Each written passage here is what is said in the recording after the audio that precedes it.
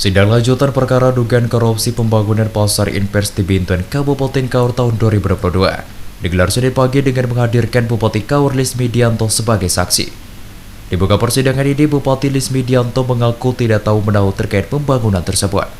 Padahal fakta persidangan berdasarkan pengakuan terdakwa Sudarmadi Agus Cik, Bupati Lismidianto turut menerima aliran dana tersebut.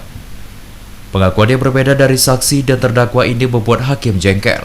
Padahal secara jelas dalam proyek ini Bupati memiliki kewenangan besar, ikut mengetahui proses pengajuan proyek tersebut atau pengusulan ke Kementerian Perdagangan.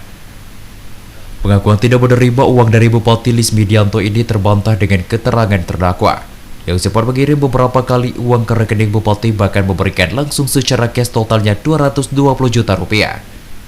Dalam persidangannya tersebut, selain Bupati, JPU Kejari Kaur juga menghadirkan beberapa saksi lain, diantaranya Dedi Anum selaku ASN, Sudarmadi Agus Cik pihak CV Trimitra Jaya Konsultan, Turisman Sulistoyono dan Ardan Ardiansyah selaku pihak swasta.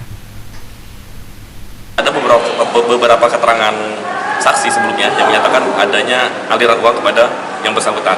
Namun sebagaimana kita ketahui tadi di fakta persidangan, beliau membantahnya dan para saksi pun keberatan tetap ada keterangannya. Betul.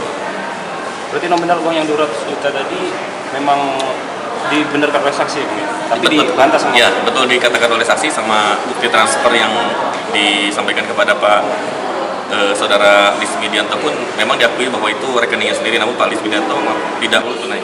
Tunai. Dari saksi siapa itu yang langsung? Sudarmadi Agus Cik, dari terdakwa. Kontraktor. Itu fee atau apa itu, Bang? Itu fee atau apa itu? Intinya dari hasil kegiatan pembangunan pasar Invest ini. Pada sidang hukum, terdakwa Deden Abdul Hakim menyatakan secara tegas meminta Kejari Kaur untuk menyeret pihak lain yang terlibat. Menerima apa? Ya silakan aja penyidik Kejaksaan Negeri Kaur untuk menindaklanjuti. Tapi semua ini kan dicatat juga di dalam berkas perkara. Tapi Bupati soal proyek ini tahu ya, Bang? Tahu, pembangunan proyek ini ya, Bang? Tahu, karena dari tadi kan disampaikan bahwa proyek ini kan atas usulan dari kabupaten kepada kementerian. Gitu. Jadi melalui komunikasi dengan kementerian, usulan permohonan melalui proposal dan diberikan sejumlah dana untuk pekerjaan proyek ke Kementerian Perdagangan.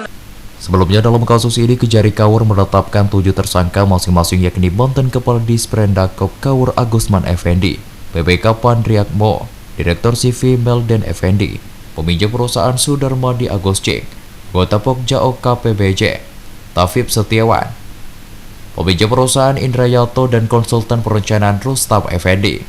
Kerugian negara sebesar 2,6 miliar rupiah dan sudah ada pengembalian sebesar 400 juta rupiah. Rendra Ditya Gunawan, RBTV melaporkan.